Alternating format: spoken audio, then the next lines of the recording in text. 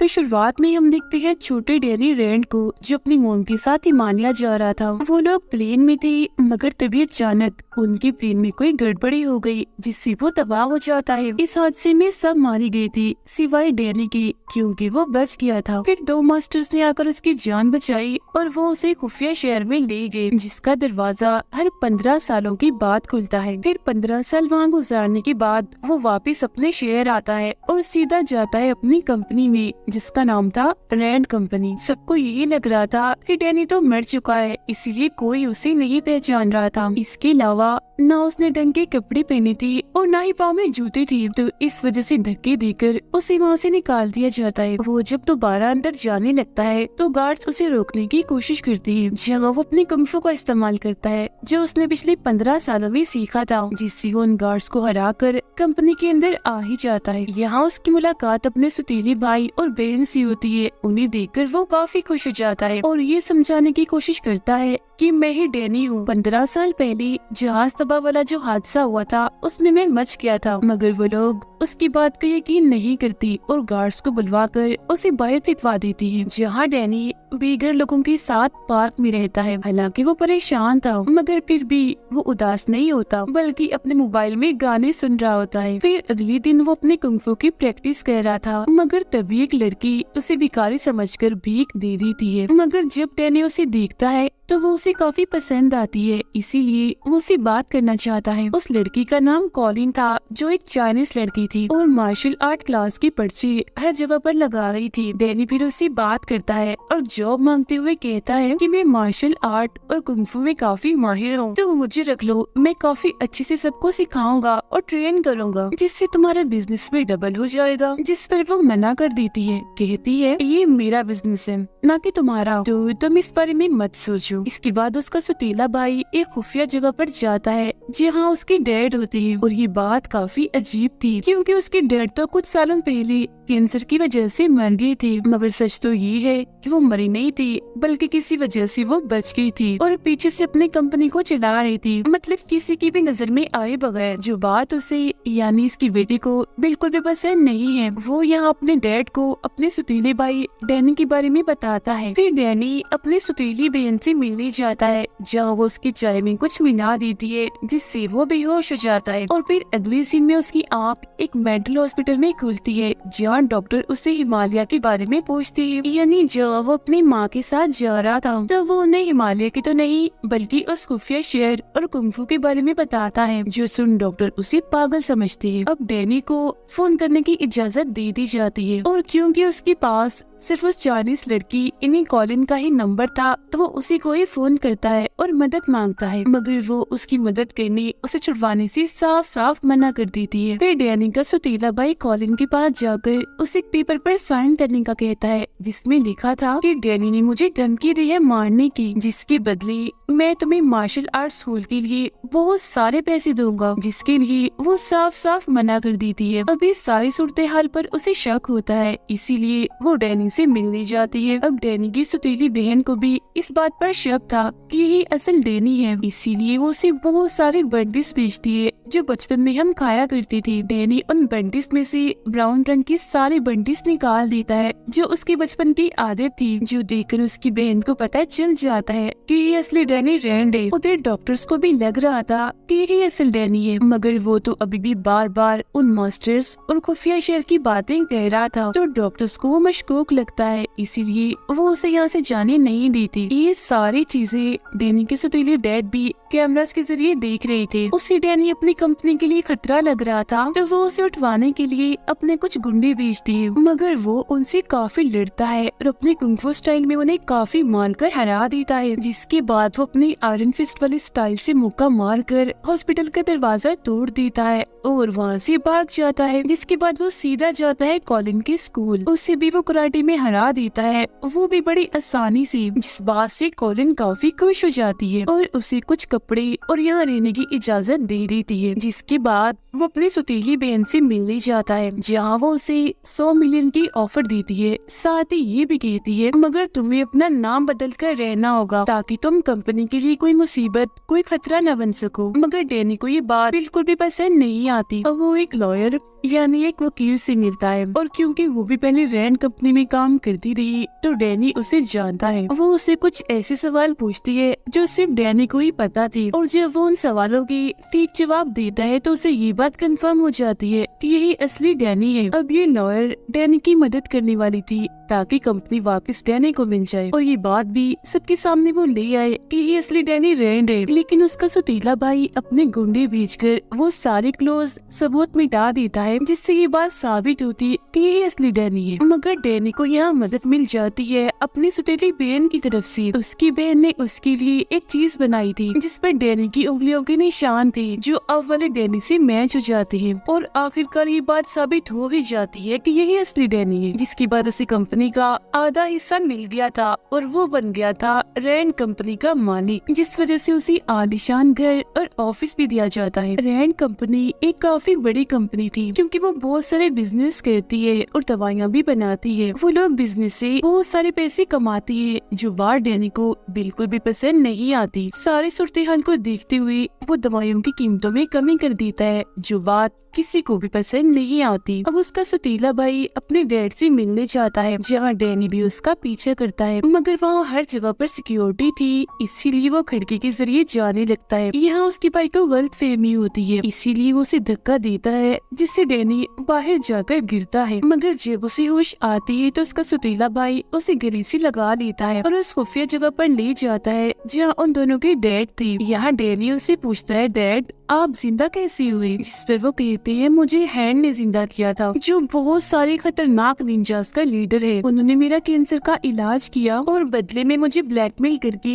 मेरी वफादारी ले ली। उसके साथ एक चाइनीज औरत मिली हुई है जिसका नाम मैडम गाओ है। जिसके बाद वो उसे रिक्वेस्ट करती है कि अब तुम हैंड से लड़ो और सबको बचा लो और अपनी कंपनी को भी। अगले दिन वो अपनी बहन के साथ था, मगर वो उसे अपने डैड के बारे में कुछ नहीं बताता। फिर जब वो जा रही थी तो कुछ गुंडे आकर उन पर हमला कर देती है और उसकी बहन को अगवा करने की कोशिश करने लगती है। तब डैनी उनको रोकता है और काफी बहादुरी से उनका मुकाबला करता है। वो लोग उससे एक कुल्हाड़ी जैसे हथियार से लड़ रहे थे, मगर वो फिर भी डैनी के सामने टिक नहीं पाते। एक एक करके वो उन्हें ठिकाने लगाता रहता है, जिससे वो अपनी बहन को अगवा होने से बचा लेता है। अब ये दोनों बहन भाई जाते हैं कॉलिन के पास उस मैडम गाँव का पता लगवाने, क्योंकि वो भी चाइनीज थी तो हो सकता है कि कॉलिन उन्हें जानती हो, यानी जिसके बारे में उनके डैड ने बताया था। अब उनकी ये बात सच भी हो जाती है, क्योंकि कॉलिन उन्हें एक चाइनीज होटल के बारे में बताती है जिसके लीडर से डैनी बात करने जाता है। तब वो बताता है कि रैंड कंपनी के साथ हमारी एक डील हुई थी, मगर तुम्हारी बहन ने डील हमसे तोड़कर किसी और से कर ली, मतलब कि हमारे साथ धोखा किया। मगर जब डैनी उन्हें हैंड के बारे में बताता है तो उन लोगों का मुंह बंद हो जाता है और फिर वो लोग वहाँ से चले जाते हैं। मगर बाद में वो लोग डैनी को एक पार्सल भेजते हैं जिसमें हैंड का ही बनाया हुआ एक ड्रग, एक नशा था, साथ ही एक लोगो, एक निशान भी था जो आयरन फिस्ट के ड्रैगन का था, जो डैनी के सीने पर भी बना हुआ था। फर्क सिर्फ इतना था कि उसमें पंख नहीं थे। इसके बाद हम देखते हैं कि मैडम गाओ इन्हें जो हैंड के साथ मिली हुई है इस ड्रग नशे के काम में, वो अपने बिजनेस को इतना ऊपर ले गई है कि अब किसी को भी ड्रग लेने के लिए पाउडर या इंजेक्शन का इस्तेमाल नहीं करना पड़ेगा, बस स्टिकर लगाओ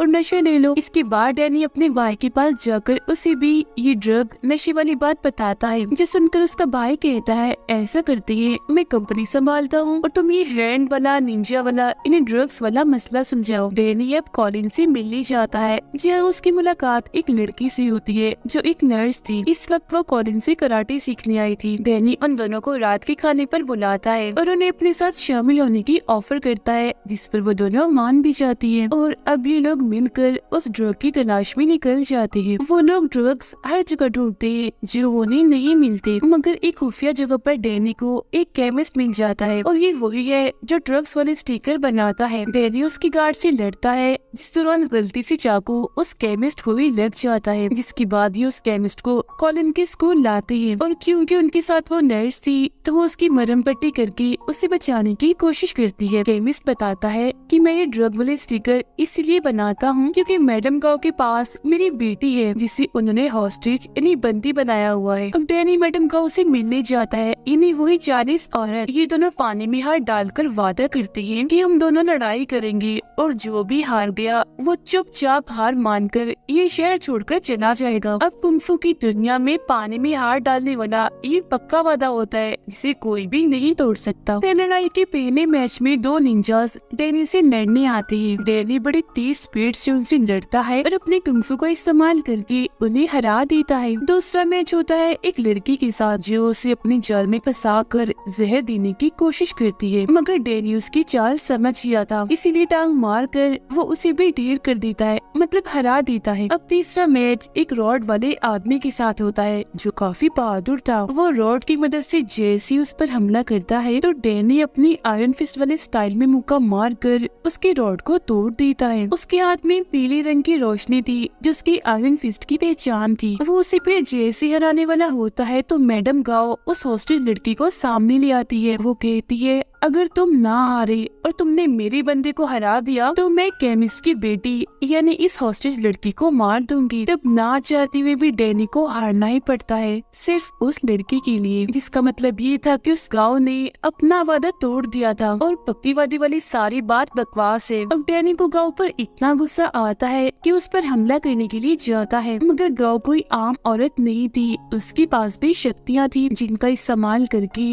वो डैनी को दूर फेंक के मारती है। अब तो अनजान लोग डैनी के डेड के पास आते हैं और उसकी उंगली काटने की कोशिश करते हैं क्योंकि वो उसे इस बात की सजा देना चाह रही थी कि तुमने हैंड के बारे में डैनी को बता दिया, मगर उसकी डैड यहाँ मुकर जाती है, कहती है मैं तो डैनी नाम की किसी इंसान को जानता तक नहीं और तुम उसे मेरा बेटा बना रहे हो। तभी इधर डैनी भी आ जाता है जिसे देखकर उसकी डैड फौरन उन गुंडों पर हमला कर देती है। डैनी भी इनसे लड़ता है और उन्हें मारकर अपने भाई को इनकी लाशों को ठिकाने लगाने का काम देता है। अब अगले दिन डैनी ने अपने सीनियर्स को एक खत देना था जो बहुत जरूरी था, मगर वो खत की बजाय उन्हें अपना लेक्चर देता है जिसमें वो उन्हें उस खुफिया जगह जहाँ उसने बचपन गुजारा और मास्टर्स के बारे में बताता है। तब इस बात से गुस्सा होकर सीनियर्स उन तीनों बहन भाइयों को ही कंपनी से हटा देती है। इस बात से डैनी की बहन को काफी बुरा लगता है और वो कंपनी के लिए लड़ना चाहती थी, जबकि उसका भाई तो छुट्टियों पर जाने का प्लान कर रहा था। लेकिन जब वो अपना बैंक अकाउंट देखता है तो वो जीरो था क्योंकि उसके डैड ने उसके सारे पैसे ले लिए थे ताकि वो यहाँ से कहीं न भाग सके। उसे इस बात से काफी गुस्सा आ गया था, इसीलिए अपने डैड पर चाकू से हमला कर देता है और उन्हें उसी गटर में फेंक देता है जहाँ डैनी के कहने पर गुंडों को फेंका था। अब डैनी को अपने डैड पर ही शक होने लगा था, इसीलिए वो उनके बारे में छानबीन करता है जिससे उसे पता चलता है कि उसके डैड की चाइना में एक कंपनी है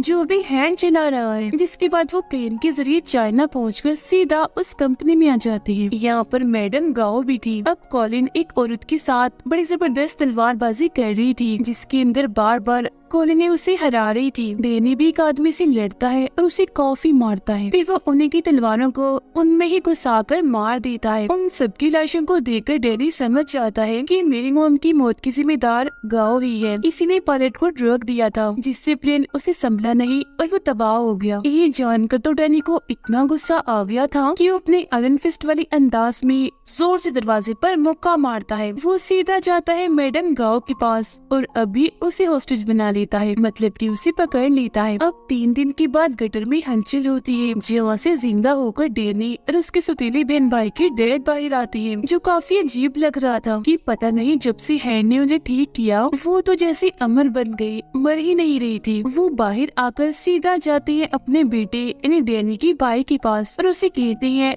मैंने तुम्हें माफ कर दिया, अब तुम भी मुझे माफ करके सुलह कर लो। मगर वो नहीं मानता, यानी वो अपने डैड से सुलह नहीं करता। तब उसे मजा चखाने के लिए उसके डैड उसकी गाड़ी में ड्रग्स रख देती है जिससे पुलिस उसे पकड़ लेती है। वो ड्रग्स लेता रहता था तो मेडिकल रिपोर्ट से भी ये बात साबित हो ही जाती है कि ये ड्रग उसी का है। वो पुलिस को काफी समझाने की कोशिश करता है कि ये मेरे डैड की जान है, वो मुझे फंसा रही है, मगर कोई भी उसकी बात का यकीन नहीं करता क्योंकि उसके डैड की तो काफी साल पहले कैंसर की वजह से मौत हो गई है और वो तो जेल में हो गया था। इसीलिए उसके डैड अपनी बेटी को अपने काम के लिए इस्तेमाल करते हैं, उसे अपना राज भी बता देती है, जो सुनकर वो हैरान तो थी मगर काफी खुश हो गई थी क्योंकि उसे लग रहा था कि मुझे मेरे डैड मिल गए, मगर वो उसे सिर्फ अपना मकसद ही निकलवाना चाहती थी। डैनी ने मैडम गाओ को कॉलिन के स्कूल में कैद किया हुआ था। कॉलिन की हालत काफी खराब हो जाती है क्योंकि उसे जहर की एक गोली लग गई थी और ये वही जहर था जिसे गाँव भी इस्तेमाल करती है। कॉलिन मरने ही वाली थी मगर तभी इधर एक डॉक्टर आकर उसका इलाज करता है और मरने से उसे बचा लेता है। ये डॉक्टर दरअसल एक कॉलेज में प्रोफेसर भी था और इसने कॉलिन को कुंफू सिखाया था। यहाँ वो और डैनी दोनों कुंफू करने लगती है और वो डैनी को भी अपने कॉलेज में प्रोफेसर बनने के लिए कहता है। अब डैनी को गाँव से पता चलता है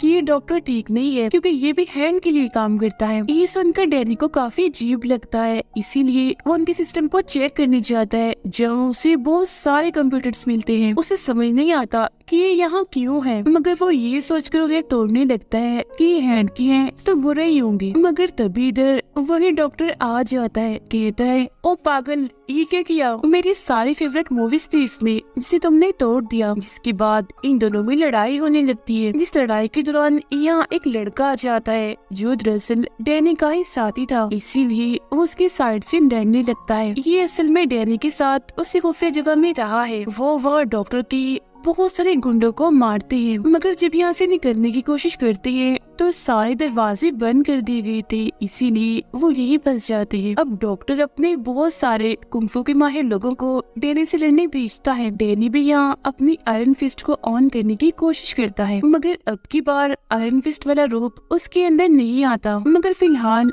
उसे इसकी जरूरत थी भी नहीं क्योंकि वो वैसे भी काफी बहादुर था और ऐसे मामूली कुंफू के माहिर उसका कुछ बिगाड़ नहीं सकते थे। कॉलिन डैनी की मदद करती है, सारे दरवाजे खोल देती है। जहाँ डैनी का साथी उसे कहता है वापस उस खुफिया शहर में आ जाओ जो मास्टर्स रहते हैं जिन्होंने बचपन में तुम्हारी जान बचाई, क्योंकि यही आयरन फिस्ट का काम होता है उस जगह की हिफाजत करना। उधर डैनी के डैड को जब ये बात पता चलती है कि हैंक हमारे ही बैंक अकाउंट इस्तेमाल कर रहा है तो वो सारे अकाउंट्स खाली करने का फैसला करती है ताकि हैंड को बर्बाद कर सके। डॉक्टर अब कॉलिन को पकड़ लेता है और जब उसे ये बात पता चलती है कि इसने भी हैंड को मरवाने के लिए डैनी का साथ दिया तो वो अपने साथियों को कहता है कि इसे मार दो और वो भी बहुत बुरे तरीके से। मगर वो कैसे भी करके खुद को आजाद कर लेती है और वहाँ से निकल जाती है। जब वो बाहर गुंडों से लड़ रही थी तो तभी इधर डैनी आ जाता है और कॉलिन को संभालता है। जेल में डॉक्टर डैनी के सौतेले भाई से मिलने चाहता है और ऑफर करता है अगर तुम्हारे डैड को मार दिया जाए तो मैं तुम्हें कंपनी का चीफ बना दूंगा क्योंकि अब कंपनी मैं ही संभाल रहा हूँ। जब वो डॉक्टर की बात मान लेता है और ये लोग उस खुफिया जगह पर हमला करती है जहाँ उनकी डैड रहती थी। यहाँ का डैनी का सौतेला भाई कहता है मेरे डैड को मार दो